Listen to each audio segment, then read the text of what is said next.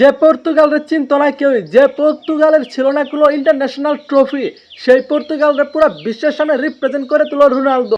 এমনকি জিতিয়ে দিল 3টা ন্যাশনাল লিগ ট্রফি এবং একটি ইউরো কাপ। এর জন্য হয়তো রোনালদোকে সেরা মানা হয়। লিজেন্ড ভাই, রোনালদো হচ্ছে পুরাই লিজেন্ড। আর যেই মুহূর্তে পর্তুগাল 2টা গোল হজম করেছিল স্পেনের কাছ থেকে, ঠিক সেই মুহূর্তে রোনালদো একটা গোল করে দলটাকে সমতায় নিয়ে যায়। ভালো লাগছে ভাই। আর রোনালদোর সাথে মেসির তুলনা করাটা হচ্ছে পুরাই বোকামি ভাই। এদের কখনো তুলনা হয় না। আমি মনে করি যে এরা দুজনেই খুব ভালো খেলে, এরা দুজনেই যার যার জায়গা থেকে বেস্ট আমার কাছে।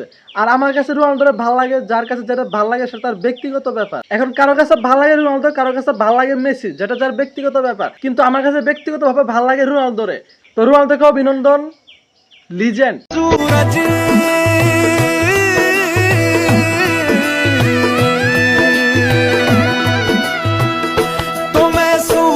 को झटक दूंगा तो मैं सावन को गटक लूंगा, तो सारे तारों संग चंदा मैं तेरी गोद में रख दूंगा।